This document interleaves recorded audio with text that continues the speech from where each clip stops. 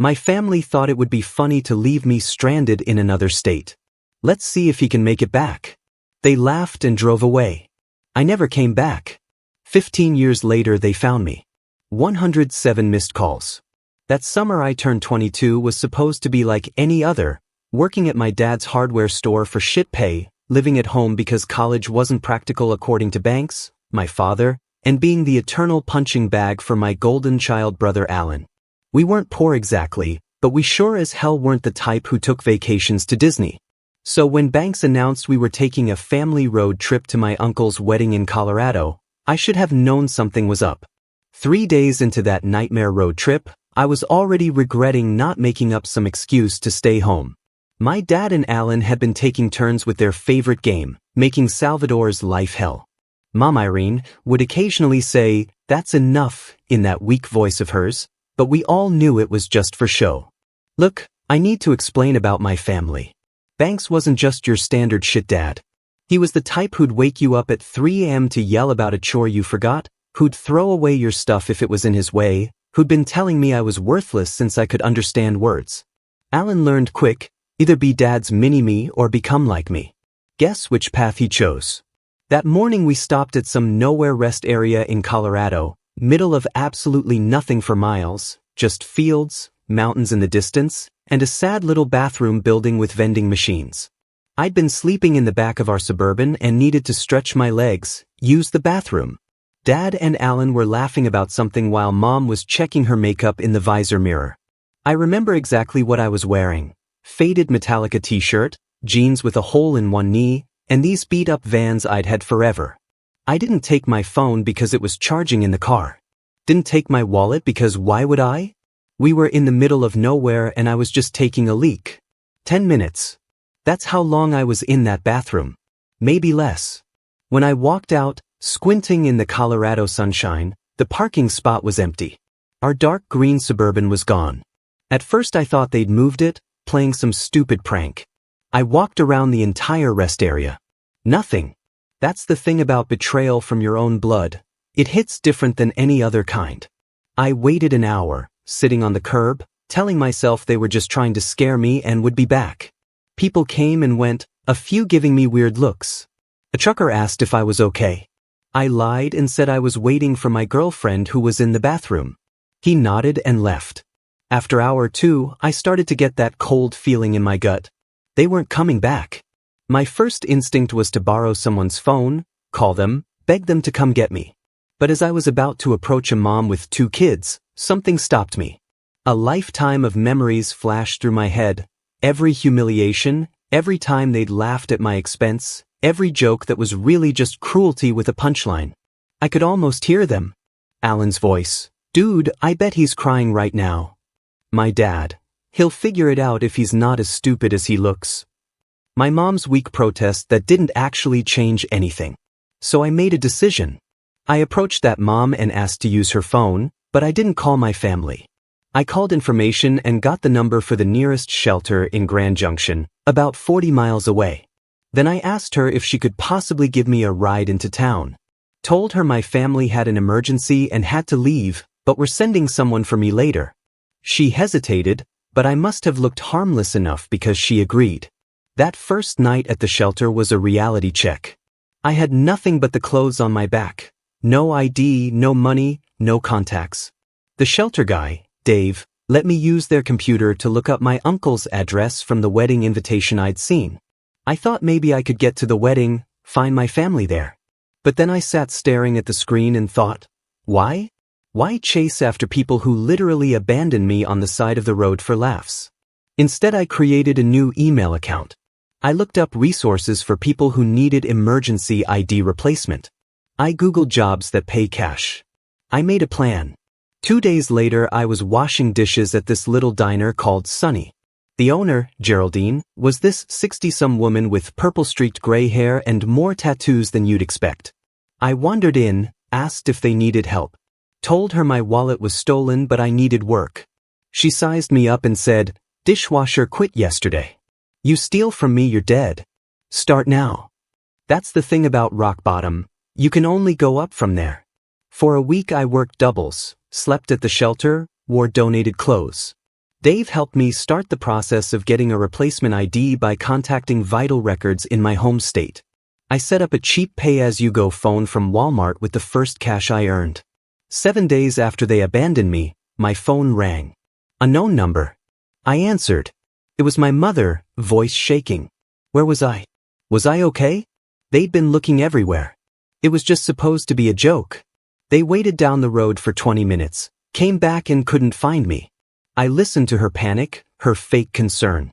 In the background I could hear my dad saying to tell me to stop being dramatic and get my ass to Uncle Rick's. I heard Alan laughing. Salvador, are you there? Say something. We've been worried sick. That cold feeling in my gut was gone. Now there was just clarity. You wanted to see if I could make it on my own, I said, my voice steadier than it had ever been when talking to them. So watch me. I hung up, blocked the number, then blocked every family number I could remember. For good measure, I went into the Verizon store the next day and changed my number completely.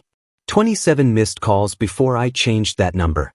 I imagine them getting more and more pissed when they realized their punching bag wasn't coming back to be punched. A month later, I had my own studio apartment above a laundromat. It was tiny and smelled like fabric softener all the time, but it was mine. I worked my way up to prep cook at Sonny's, and Geraldine was teaching me how to properly chop vegetables without losing a finger. Sometimes I'd check my old email, the one my family knew. Messages piled up, from Mom, please come home, we're sorry. From Dad, this childish stunt needs to end now. From Alan, dude, it was just a joke. Stop being such a bitch. I never responded. Not once. That's the thing about freedom. Once you've tasted it, there's no going back to the cage. Look, I won't pretend it was easy. Some nights I'd scroll through Instagram, see pictures of people with normal families who actually loved each other, and I'd feel this ache that no amount of telling myself, fuck them, could fill. I had nights where the loneliness felt like it would swallow me whole. Holidays were the worst. But every morning I'd wake up in my shitty little apartment that smelled like Downy, go to my dishwashing job where nobody called me worthless, and build my life one brick at a time. 3 months after they left me at that rest stop, I checked my email one last time. There was a new message from my mom. Your grandmother is asking about you. Please just let us know you're alive. I closed the email, deleted the account, threw my old SIM card in the dumpster behind Sonny's that night. Geraldine taught me how to make her famous apple pie. Said I had good hands for pastry.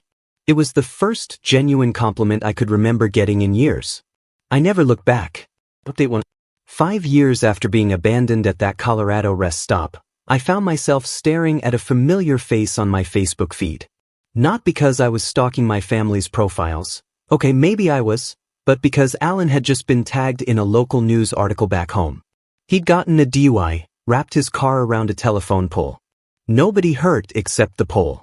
The newspaper had used his high school football photo. He looked so young, so smug.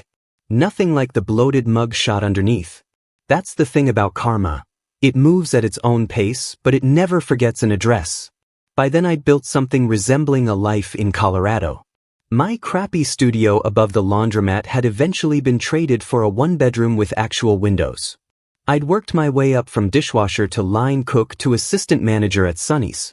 Geraldine still ran the place with an iron fist in a flour-dusted glove, but she'd started treating me less like a charity case and more like, I don't know, a weird nephew or something.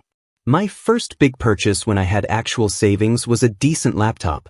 Nothing fancy, just enough to take online classes through the community college, business management, basic accounting, the stuff banks always said was for people who can't do real work. I'd spend my mornings at Sonny's, afternoons studying, evenings back at work. Rinse and repeat. Look, I won't pretend I wasn't still messed up from what happened. Trust issues? More like trust subscriptions that I could cancel anytime someone got too close. I'd made exactly 2 friends in 5 years. My neighbor Doug, who played bass in a terrible garage band and sometimes brought me homemade beer that tasted like hoppy dishwater, and Geraldine, if she counted as a friend and not a boss. That changed when Kendra started coming into Sonny's every Tuesday and Thursday like clockwork. Always ordered the same thing. Denver omelet, no tomatoes, extra coffee. Always sat at the counter with a textbook. Med school, I later found out. She had this way of completely zoning out while studying, fork halfway to her mouth for minutes at a time. I started timing her once. Record was 7 minutes 23 seconds before she realized she was holding cold eggs. 4 months of me bringing her coffee refills before she actually looked up and saw me. I mean, really saw me. Her eyes did this thing where they widened just a little, and she said my name tag was spelled wrong. It wasn't, but it became our weird little joke. I'd wear a different wrong name every Tuesday and Thursday. Salvador, Salvador, Salvador. She'd point it out. I'd act surprised. Stupidest flirting in human history, but it worked. Our first date wasn't even supposed to be a date. Her study group bailed last minute. She had a reservation at this pizza place that was impossible to get into, and I happened to be wiping down the counter when she got the cancellation text. Next thing I knew, I was sitting across from her at Antonio, both of us awkwardly realizing this looked exactly like a date. 6 months later, she moved into my apartment. A year after that, we got a slightly bigger place together. Nothing fancy, just a 2-bedroom with a bathroom where the toilet didn't run constantly and neighbors who didn't practice bass solos at 2 a.m. Meanwhile, I kept tabs on my family through fake accounts. Not proud of it, but there it is. Dad's hardware store started struggling after the Home Depot opened on the edge of town. Saw him ranting about it on community Facebook pages. Posts getting increasingly desperate and bitter. Mom's social media became this weird shrine to family, constant throwback pictures of us all smiling, posts about missing her boys, plural, which was rich. She'd tag Alan but never mention me. Like I'd been erased. Alan bounced from job to job.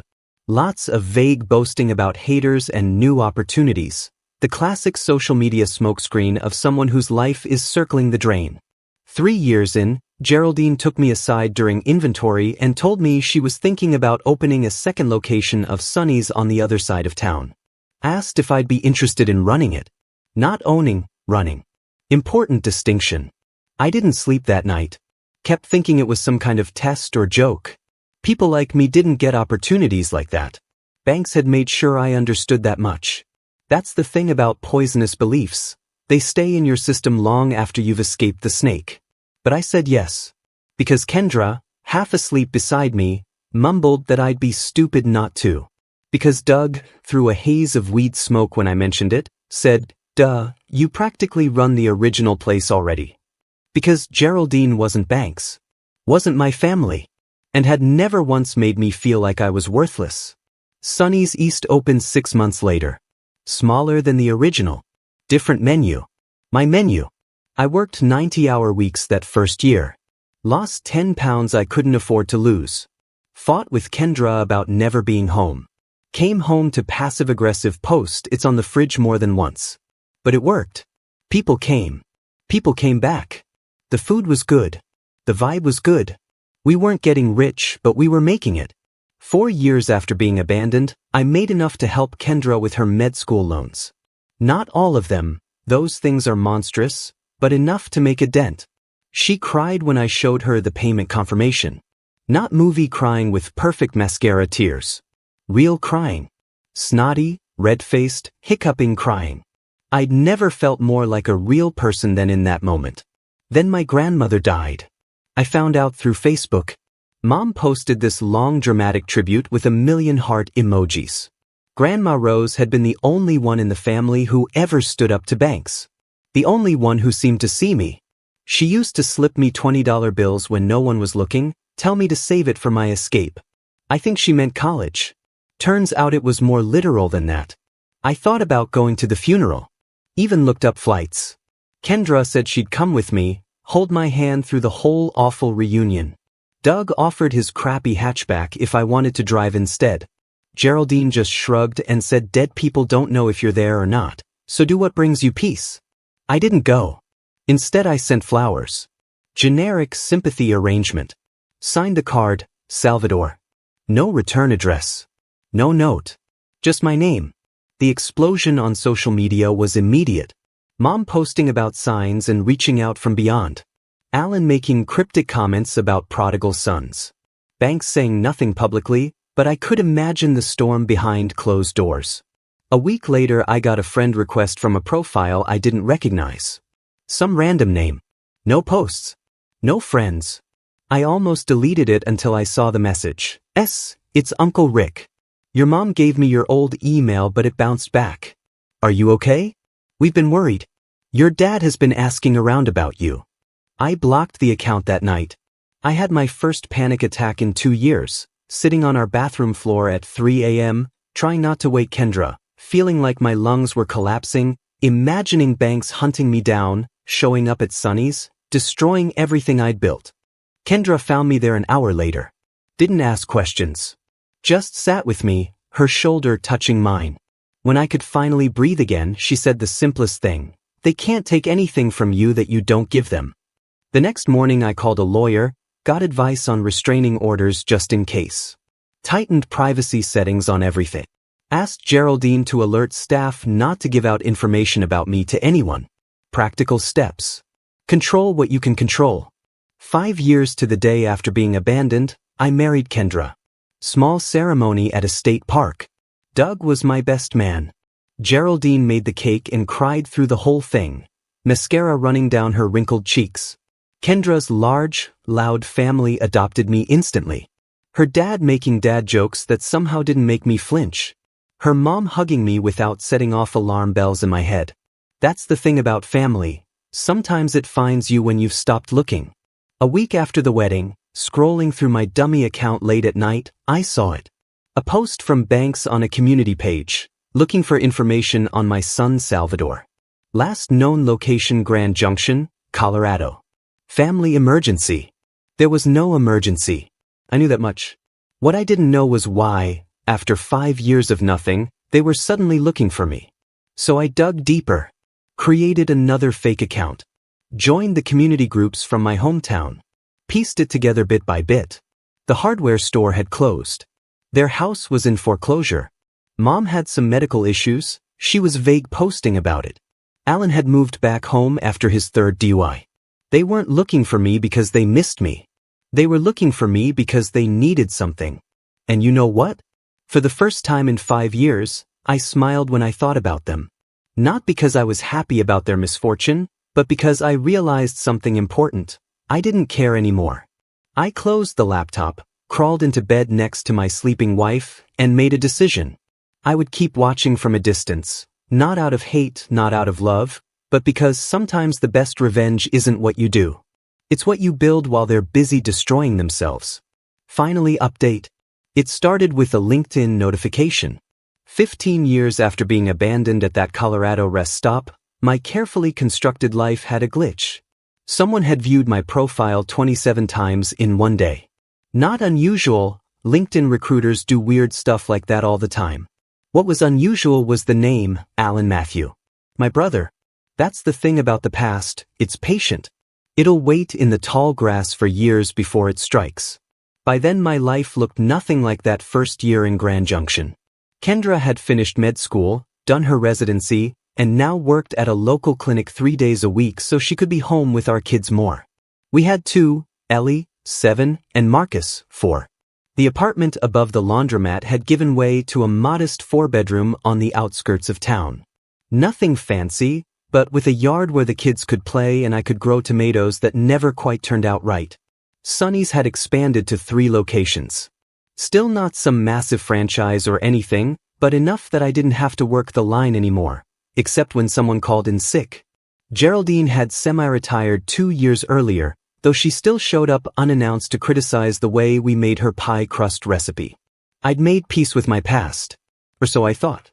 I still kept tabs on the family from a distance, but the constant checking had faded to maybe once every few months.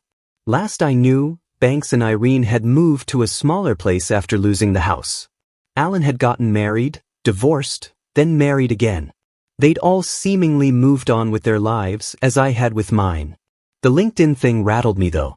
15 years of silence and now this.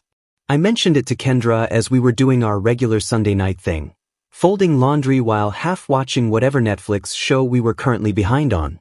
She paused, a mismatched sock in each hand, and asked if I was okay. I nodded because what else could I say? That I was suddenly a 22-year-old again, stranded at a rest stop? That I could feel Banks's voice in my head calling me worthless? 3 days later I was at Sunny's East, the original second location, helping with inventory because our supplier had sent the wrong kind of coffee filters again, when Maya at the front called back that there was some family asking for me. My first thought was Kendra's parents, who sometimes surprised us when they were passing through. I headed out front, mental gears already shifting to how to convince them to stay for dinner. It wasn't Kendra's family. Banks looked older, grayer, his formerly imposing frame somehow shrunken. Irene's face had that pinched look that comes from years of worrying. Her hair dyed an unnatural shade of brown. And Alan looked like Banks had at 40. Same stance. Same way of taking up space. There was a woman with them I didn't recognize.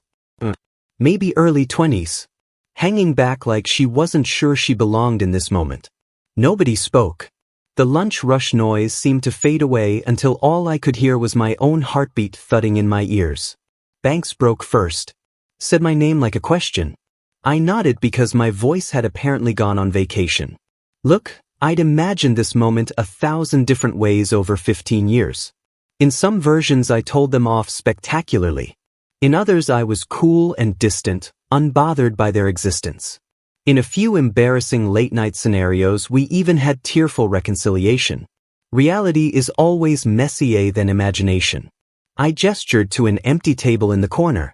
Told Maya to bring waters. Sat down across from the people who had once been my family and waited. They'd found me through that magazine article, Rocky Mountain Rising, 10 local success stories. It wasn't even a big feature. Just a sidebar with a photo of me in front of Sunny's original location. But apparently one of Mom's friends from high school had moved to Colorado, seen it, and sent it to her with an "Isn't this your son?" message. 107 missed calls. That's how many they'd made to my old number over the years before it was disconnected. Mom had kept count. She mentioned this like it was supposed to mean something. They talked over each other. Mom about how worried they'd been. Banks about how I'd misunderstood what happened that day. Alan awkwardly trying to act like we were old buddies catching up. The young woman, Alan's second wife, Poppy, it turned out, just watched me with curious eyes. I let them talk. Watched them spin their version of reality where they weren't the villains. Noticed how Banks kept eyeing the restaurant, mentally calculating what it might be worth. Saw how Mom's hand trembled slightly when she reached for her water. Caught Alan's practiced charm slipping whenever he thought I wasn't looking directly at him. Finally, when they ran out of steam, I asked the only question that mattered. Why now? That's when the Real story came out, in bits and pieces between awkward silences. Banks had medical bills. Heart problems. No insurance. The second house was being foreclosed on. Alan's business venture, something vague involving cryptocurrency, had failed spectacularly. Mom needed knee surgery she couldn't afford. They weren't there for reconciliation. They were there for money. I should have been angry. Should have thrown them out. Instead I felt something unexpected, pity. They looked so small. So desperate. These giants who had once controlled my whole world were just flawed, broken people. I invited them to dinner at my house that night. Said I needed to think. To talk to Kendra. They agreed eagerly. Banks already halfway to considering it a done deal. That afternoon was surreal. I picked Ellie up from her dance class, helped Marcus with his preschool show and tell preparation, all while texting Kendra updates about who was coming to dinner. She offered to take the kids to her sister's. I said no. I wanted them there. Wanted my family to meet my family. Dinner was chicken enchiladas, my specialty that wasn't really special, just a recipe from the back of an old El Paso box that I tweaked over the years. Ellie set the table without being asked, carefully placing forks on the wrong side until Kendra quietly corrected her. Marcus insisted on wearing his Spider-Man costume because it was Tuesday and apparently Tuesday was now Spider-Man Day. When the doorbell rang, I almost dropped the dish I was carrying to the table. Kendra squeezed my arm as she passed, whispered that she had my back no matter what. The kids looked up curiously, sensing something important was happening. That's the thing about moments you've dreaded. When they finally arrive, they're simultaneously worse and better than you imagined. Introductions were awkward. Banks kept calling Kendra Karen, despite corrections. Irene couldn't stop crying whenever she looked at the kids, which was freaking Marcus out. Alan and Poppy were the least awful, making actual efforts at normal conversation, though Alan kept dropping hints about family helping family. After dinner, Kendra took the kids upstairs for baths and bedtime, giving me a look that clearly said, "Text if you need extraction." Then it was just me and them, sitting in a living room that suddenly felt too small. Banks started in on the pitch. How family sticks together. How he'd always known I'd make something of myself. But how they just needed a little help to get back on their feet. $20,000. Just a loan, of course. I let him finish. Then I asked him if he remembered what he said to me on my 18th birthday. He looked blank. I reminded him, "At least you can't disappoint me anymore once you're not legally my problem." I asked Mom if she remembered what she did when Banks threw my acceptance letter to community college in the trash. Nothing. She'd done nothing. I asked Alan if he remembered telling my first girlfriend I was probably a fag anyway when she came to the house looking for me. They squirmed. Made excuses. Banks started to get that dangerous edge to his voice that used to make me shrink. But here's the thing, I wasn't shrinking anymore. I was 15 years and a million miles from that person. I went to my office, came back with an envelope, handed it to Banks. Inside was a check for $73.50. Banks looked at it confused. Asked what the hell this was supposed to be. I told him, in 2010, that was exactly what a Greyhound ticket from Grand Junction to our hometown would have cost. The exact amount it would have taken for me to make it back home from where they abandoned me. The silence was absolute. Then Banks started shouting. Called me ungrateful. Selfish. Said I'd always been a disappointment. The greatest hits album of my childhood playing one last time. I didn't argue. Didn't shout back. Just stood up and told them it was time to leave. Mom tried a different approach, tears, guilt. How could I do this to family? Alan went cold. The mask of friendly brother completely dropped. Poppy just looked embarrassed for all of them. When they finally left, Banks crumpling the check and throwing it on our front step, I closed the door and leaned against it, legs suddenly shaky. Kendra came downstairs. Asked if I was okay. I nodded, not trusting my voice. We cleaned up the dinner dishes in silence. Checked on the sleeping kids. Got ready for bed like it was any other night. As I was setting the security system, I pulled up the front door camera on my phone. They were still in the driveway, arguing. Banks gesturing wildly. Mom crying. Alan looking at our house with an expression I recognized too well. Envy mixed with hatred. Finally they got in their rental car and drove away. I've never seen or heard from them again. Don't expect to. The chapter is closed. That's the thing about revenge, the best kind isn't something you do. It's something you live. Every happy moment with my kids. Every inside joke with Kendra. Every quiet Sunday morning with nothing to fear. Every single ordinary day in a life built on my terms. I never made it back home. I did something better. I built one.